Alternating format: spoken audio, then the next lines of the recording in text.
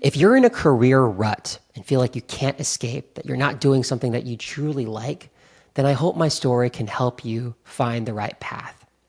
It's a cold, rainy night in April of 2017 in New York City, and I've just received the worst email of my life. It was from the admissions committee at University of Chicago Booth saying, "We regret to inform you that we cannot accept you for a place in our MBA program." And it was so devastating because I had banked on leaving my job for business school. It was my escape to get a reset because I had hated everything that I possibly have about this job. I was getting paid very little in 5 figures, trying to survive in New York City by myself. I was working crazy hours for clients that didn't like what I was putting out there. I also had a boss who would micromanage me, and I felt like I couldn't escape. And so at that point, I felt like, what should I do? I have to wait a whole nother few years to even be eligible to apply again. But there were two things that my uncle, who to this day I view as my career mentor, said that changed my entire outlook on my career. Number one is, don't recruit out of desperation. Because when you recruit out of desperation, you lose leverage. Instead, build relationships with people in your network. Check in with them, see how they're doing, understand what they're struggling with, share where you're at in your career, build that relationship so that the next time an opportunity comes, you have the ability to pick and choose what's best for you. And the second key advice that he gave me was the 2-week experiment rule. What did he mean by that? Well, I was working an 8:30 to 5:30 job, meaning I had time before the start of my work as well as after to not just waste my time watching television like I was before, but rather to do 2-week experiments where I would be experimenting with about anything that I could think of that could possibly be my next gig. It could be a project that might position me well for employment. It could be a coding project that would position me to build an app that might take off. It could be creating a piece of content on the internet that might get the exposure I need to build an audience. It didn't matter. Whatever it was, pick one thing and dedicate your time for 2 weeks to see one key conclusion for yourself. And that is, did you like it? Did you like it? The results didn't matter.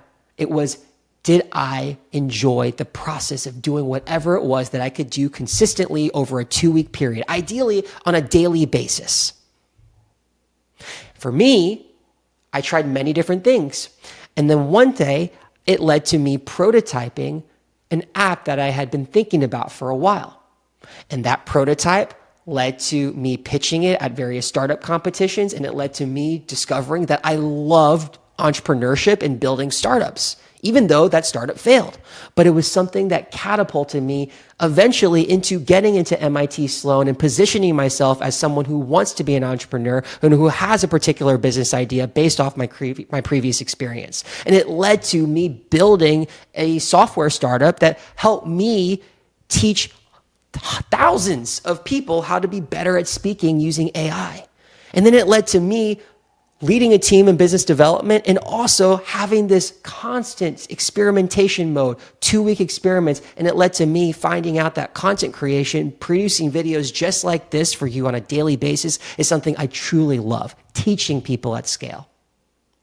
So I hope that if you come away with anything from this story, it's don't leave out of desperation and 2-week experiments. Because you never know what could be that spark that leads you to a new path. And I promise you, if you stay consistent, if you stay dedicated to the process, you will find something. You will. So I hope that was helpful for you. And if there's one thing that I'd like you to also remember, it's the power of telling a story without giving it away. So I didn't start off this story by saying, here's exactly what I did and here's why. I started with a key opening, which was placing you at a scene and saying, I received the worst news of my life. And what happens? You're wondering, what was that news?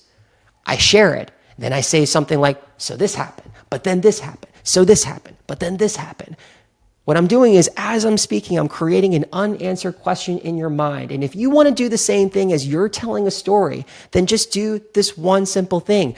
Take your script, take your points, and as you find words that connect you from point one to point two or scene one to scene two, replace the connecting words and then or then with the word but or so. But or so. You're creating contrast, you're creating this division, you're creating this anticipation, you're creating this expectation and then deviation from it. All of those tactics are creating suspense. So I hope this was helpful for you in either way. And if you have any questions, feel free to let me know.